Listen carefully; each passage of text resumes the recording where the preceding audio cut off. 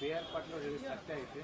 ನಾವೆಲ್ಲ ಹೋಗಿ ಸಿಎಂ ಭೇಟಿಯಾಗಿ ರಾಜೀನಾಮೆ ಕೊಡುವಂತ ಇಲ್ಲಿ ಎರಡು ವಿಷಯ. ಒಂದು ಕಡೆ ರಾಜ್ಯ ಸರ್ಕಾರದಲ್ಲಿ ಭ್ರಷ್ಟಾಚಾರ ತುಂಬಿ ತುಳುಕ್ತಾ ಇದೆ, ಬಹಳ ದೊಡ್ಡ ಪ್ರಮಾಣದಲ್ಲಿ ಭ್ರಷ್ಟಾಚಾರ ಇದೆ. ಅದು BR ಪಾಟೀಲ್ರ ಹೇಳಿಕೆ, ಅದು ಸಾಕ್ಷಿ, ಅದಕ್ಕೆ ಪೂರಕವಾದಂತಹ ಸಾಕ್ಷಿ ಪ್ರೂವ್ ಆಗಿದೆ. ಇನ್ನು ಇವ್ರದ್ದು ಏನದ ರಾಜು ಕಾಗೆ ಅವ್ರದ್ದು ಹೇಳಿಕೆ ಸರ್ಕಾರದ ಯಾವುದೂ ಕೆಲಸ ಆಗ್ತಾ ಇಲ್ಲ ಅಂತ ಹೇಳಿ ನಾವೇನು ಪ್ರತಿಪಕ್ಷರು ಪದೇ ಪದೇ ಹೇಳ್ತಾ ಇದ್ದೇವೆ. ಸರ್ಕಾರ ದಿವಾಳಿಯಾಗಿದೆ, ಆರ್ಥಿಕ ಸ್ಥಿತಿ ಬಹಳ ಚಿಂತಾಜನಕಿದೆ, ಅಭಿವೃದ್ಧಿ ಕೆಲಸ ಕಾರ್ಯಗಳು ಯಾವುದೂ ನಡೀತಾ ಇಲ್ಲ. ಹಿಂದೆ ಭಾರತೀಯ ಜನತಾ ಪಾರ್ಟಿ ಸರ್ಕಾರ ಇದ್ದಾಗ ಏನು ಮಂಜೂರಾಗಿದಲ್ಲ ಅದೇ ಕೆಲಸ ಇವತ್ತು ನಡೆದಾವ್. ಕಾಂಗ್ರೆಸ್ ಶಾಸಕರು ಹೇಳ್ತಾರೆ ಪರ್ಸನಲಿ, ನಾವಾಗ ಏರ್ಪೋರ್ಟ್ ನಲ್ಲಿ ಮತ್ತೆ ಬೇರೆ ಬೇರೆ ಕಾರ್ಯಕ್ರಮ ಭೇಟಿ ಆದಾಗ ನೇರವಾಗಿ ಅವ್ರು ಹೇಳ್ತಾರೆ ಪರ್ಸನಲಿ, ಇಲ್ರಿ ನಮ್ದು ಯಾವ್ದು ಕೆಲಸ ಆಗ್ತಾ ಇಲ್ರಿ, ಸಾಕಾಗಿದ್ರಿ, ಈ ಸರ್ಕಾರ ಬಂದ ಮೇಲೆ ನಾವು ಆಕ್ಚುಲಿ ನಾವು ಪಾಪ ಮಾಡಿದ್ದೇವೆ ಅಂತ ಹೇಳ್ತಾರ.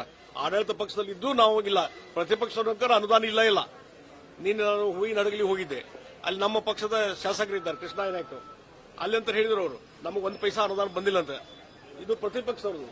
ಇನ್ನು ಅಲ್ಲೇನು ಮೂಗಿಗೆ ತುಪ್ಪ ಒರೆಸುವಂತ ಕೆಲಸ ಸಿದ್ದರಾಮಯ್ಯ ಮಾಡ್ತಾರೆ. ಈಗ ಹೇಳಿದ್ರಲ್ಲ 15 ಕೋಟಿನ 30 ಕೋಟಿ ಕೊಟ್ಟಾಗ ಮಾಡೋದು, ಟೆಂಡರ್ ಆಗೋಂಗಿಲ್ಲ, ಅದಕ್ಕೆ ಅನುದಾನ ಸ್ಯಾಂಕ್ಷನ್ ಇಲ್ಲ ಅಂದ್ರೆ ಸುಮ್ಮನೆ ವರ್ಕ್ ಆರ್ಡರ್ ಕೊಡೋಂಗಿಲ್ಲ ಅಂದ್ರೆ ಸುಮ್ಮನೆ ಮೂಗಿಗೆ ತುಪ್ಪ ಹಚ್ಚೋ ಕೆಲಸ ಇವತ್ತು ಮಾಡ್ತಾ ಇದ್ದಾರೆ. ಹೀಗಾಗಿ ರಾಜೀವ್ ಕಾಗೆ ಅವರು ಹೇಳಿದ ಇದರಲ್ಲಿ ಬಹಳಷ್ಟು ಸತ್ಯಾಂಶ ಇದೆ. ಅದಕ್ಕಾಗಿ ಸರ್ಕಾರ ದಿವಾಳಿ ಆಗಿದೆ, ಆರ್ಥಿಕ ಪರಿಸ್ಥಿತಿ ಬಹಳ ದುಸ್ಥಿತಿಗೆ ಕೊಲ್ಯಾಪ್ಸ್ ಆಗುವಂತ ಪರಿಸ್ಥಿತಿಗೆ ಬಂದಿದೆ. ಈ ಗ್ಯಾರಂಟಿ ಯೋಜನೆ 50,000 ಕೋಟಿ ಗ್ಯಾರಂಟಿ ಯೋಜನೆ ಖರ್ಚು ಮಾಡ್ತಾ ಇದ್ದಾರೆ. ಮತ್ತೆ ಎಲ್ಲಿ ಬರ್ತದೆ? ನಾವು ಹೇಳಿದ್ವಿ UPಗೆ ನಮ್ಮ ಅಪರ್ ಕೃಷ್ಣ ಪ್ರಾಜೆಕ್ಟ್ಗೆ 50,000 ಕೋಟಿ ಬೇಕಾಗ್ತದೆ ತಕ್ಷಣವೇ.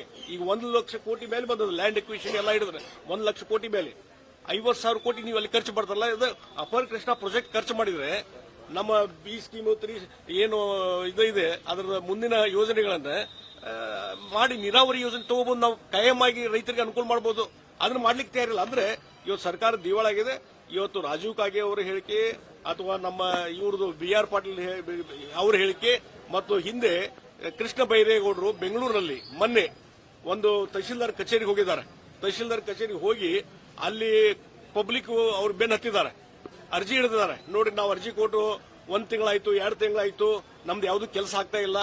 ಯಾರು ಹಣ ಕೊಡ್ತಾರ ಅಧಿಕಾರಿಗಳಿಗೆ ಒಂದೇ ದಿವಸಕ್ಕೆ ಕೆಲಸ ಮಾಡ್ಕೊಂಡು ಹೊರಗೆ ಬರ್ತಾರೆ, ನಾವು ತಿಂಗಳಗಟ್ಟಲೆ ಅಡ್ಡಾಡಿ ನಮ್ ಚಪ್ಪಲ್ ಹರಿದವ್ರಿ ಅಂತ ಹೇಳ್ತಾರೆ ಅವರು. ಅವಾಗ ಕೃಷ್ಣ ಬೈರೇಗೌಡರು ಸಿಟ್ಟಿಗೆದ್ದು ಅಲ್ಲಿಯ ತಹಶೀಲ್ದಾರ್ ಅಧಿಕಾರಿಗಳು ಏನ್ ಹೇಳ್ತಾರಂದ್ರೆ, ನಿಮ್ದೆಲ್ಲ ಗುರುತಾದ ಹಣೆ ಬರ ಭ್ರಷ್ಟಾಚಾರ ತುಂಬಿ ತುಳುಕ್ತಾ ಇದೆ, ಅದಕ್ಕಾಗಿ ಸುಮ್ಮನೆ ಅವ್ರಿಗೆ ತ್ರಾಸ ಕೊಡೋದು ಬದಲಿ ಒಂದು ತಹಶೀಲ್ದಾರ್ ಕಚೇರಿ ಮುಂದೆ ಒಂದು ಬೋರ್ಡ್ ಹಾಕಿಬಿಡ್ರಿ, ಇಂಥ ಕೆಲಸಕ್ಕೆ ಇಂಥ ಕೆಲಸಕ್ಕೆ ಇಂಥದ್ದು. ಇವತ್ತು ಏನಾದ್ರು ರೆಕಾರ್ಡ್ ಆಫ್ ರೈಟ್ಸ್ ನಲ್ಲಿ ಚೇಂಜ್ ಮಾಡೋದಾದ್ರೆ, ಹೊಸದಾಗಿ ಎಂಟ್ರಿ ಮಾಡೋದಾದ್ರೆ, ಮರಣ ಉತ್ತಾರಬೇಕಾದ್ರೆ ಇದು ಎಲ್ಲ ಕಡೆ ಒಂದು ಬೋರ್ಡ್ ಹಾಕಿಬಿಡ್ರಿ ಅಂತಂದ್ರೆ, ಅಂದ್ರೆ ಇವತ್ತು ಮಂತ್ರಿಗಳು ಹೇಳ್ತಾ ಇದ್ದಾರೆ ಕರಪ್ಷನ್ ಜಾಸ್ತಿ ಆಗಿದೆ ಅಂತ ಹೇಳಿ. ಈ ರೀತಿಯಾದಂತ ಪರಿಸ್ಥಿತಿ ಯಾವಾಗೂ ನೋಡಿದ್ದಿಲ್ಲ. ಅಲ್ಲ, ಇದು ಒಂದು, ಅದಕ್ಕಾಗಿ ನಾನು ಹೇಳ್ತೀನಿ, ಸಿದ್ದರಾಮಯ್ಯನವರು ಈ ಹಿನ್ನೆಲೆಯಲ್ಲಿ ಅವ್ರ ಹಿಂದೆ 40% ಕಮಿಷನ್ ಬಿಜೆಪಿ ಸರ್ಕಾರ ಅಲಿಗೇಷನ್ ಮಾಡಿದ್ರು, ಪ್ರೂವ್ ಮಾಡಲಿಲ್ಲ. ಆದ್ರೆ ಇವತ್ತು ಕಾಂಗ್ರೆಸ್ಸಿನ ಶಾಸಕರ ಹೇಳಿಕೆ ಇವತ್ತು ಪ್ರೂವ್ ಆಗಿದೆ. ಅದಕ್ಕಾಗಿ ನೈತಿಕ ಹೊಣೆ ಹೊತ್ತು ಸಿದ್ದರಾಮಯ್ಯನವರು ಮತ್ತು DK ಶಿವಕುಮಾರ್ ತಕ್ಷಣವೇ ತಮ್ಮ ಪದಸ್ಥಾನಕ್ಕೆ ರಾಜೀನಾಮೆ ಕೊಡಬೇಕನ್ನುವಂತ ಒತ್ತಾಯವನ್ನು ನಾನು ಮಾಡ್ತೀನಿ. ನೋಡ್ರಿ, ಇವತ್ತಿಲ್ಲ ನಾಳೆ ರಾಜಕೀಯ ಧ್ರುವೀಕರಣ. ನಾವು ವೈಯಕ್ತಿಕವಾಗಿ ರಾಜು ಕಾಗೆ ಅವರಾಗ್ಲಿ ಮತ್ತೊಂದಾಗ್ಲಿ ಬಹಳಷ್ಟು ಜನ ಶಾಸಕರು ಹಿಡಿದಿದ್ದಾರೆ ಕಾಂಗ್ರೆಸ್ನಲ್ಲಿ, ಸಾಕು ಬೈದು ಅಂತ ಹೇಳಿ. ಮೋದಿಯವರ ನಾಯಕತ್ವವನ್ನು ಲೈಕ್ ಮಾಡುವಂತವ್ರು ಬಹಳ ಜನ ಇದ್ದಾರೆ ಕಾಂಗ್ರೆಸ್ನಲ್ಲಿ. ಹೀಗಾಗಿ ರಾಜಕೀಯ ಧ್ರುವೀಕರಣ ಯಾವ ಟೈಮ್ನಲ್ಲಿ ಆಗ್ಬಹುದು. ಈಗ ಹಿಂದೆ ಆಗ್ತಿದ್ರು ಆಪರೇಷನ್ ಕಮಲ ಮಾಡ್ತೀರಿ ಅಂತ ಕೇಳ್ತಾರ ಬಹಳ ಜನ MLA ಗಳು ಬರಾಕತ್ಕೊಳ್ಳಿ. ನಾವೇನು ಆಪರೇಷನ್ ಕಮಲ ಮಾಡೋದು ಬೇಕಾಗಿಲ್ಲ, ಏನಿಲ್ಲ. ಅಲ್ಲೇನು ಇನ್ ಫೈಟಿಂಗ್ ನಡೆದಿದೆ, ಅಲ್ಲೇನು ಬೀಜಾರ್ನಲ್ಲಿದ್ದ ಶಾಸಕರು ಯಾವ ಸಂದರ್ಭದಲ್ಲಿ ಸ್ಫೋಟ ಆಗ್ತದೆ ಗುರುತಿಲ್ಲ.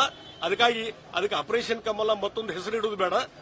ಸರ್ಕಾರ ಯಾವುದೇ ಟೈಮ್ನಲ್ಲಿ ಕೊಲ್ಯಾಪ್ಸ್ ಆಗ್ಬೋದು ಅಂತ ನಾ ಹೇಳ್ತೀನಿ. ಅಲ್ರಿ, ಅಲ್ಲಿ ಬದಲಾವಣೆ ಅಲ್ಲ, ಸರ್ಕಾರ ಉಳಿತಿಲ್ಲ ಅನ್ನೋ ಪ್ರಶ್ನೆ ಬಂದದ. ಈಗ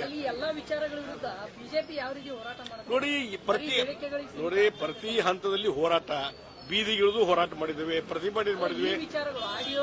ನೋಡಿ, ಇದು ಪ್ರತಿ ಹಂತದಲ್ಲಿ ಇಲ್ಲ.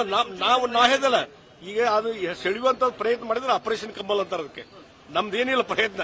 ಅವರೇ ಹೊರಗೆ ಬರ್ತಾರೆ ಎಲ್ಲರೂ ಕೂಡಿ. ಇಲ್ಲ, ಇನ್ನೂ ನಮ್ ಕೂಡ ಮಾತಾಡಿಲ್ಲ, ಮತ್ತೆ ಯಾರ್ಯಾರು ಕೂಡ ಮಾತಾಡಕ್ ಗುರ್ತಿಲ್ಲ. ನೋಡ್ರಿ, ಇದು ಜಗದೀಶ್ ಶೆಟ್ಟರ್ ತೀರ್ಮಾನ ತಗೊಳ್ಳೋದಲ್ಲ. Party has to take the decision ಅಂತ ಪ್ರಸಂಗ ಬಂದ ಪಾರ್ಟಿ ನಿರ್ಧಾರ ತಗೊಳ್ತಾರೆ.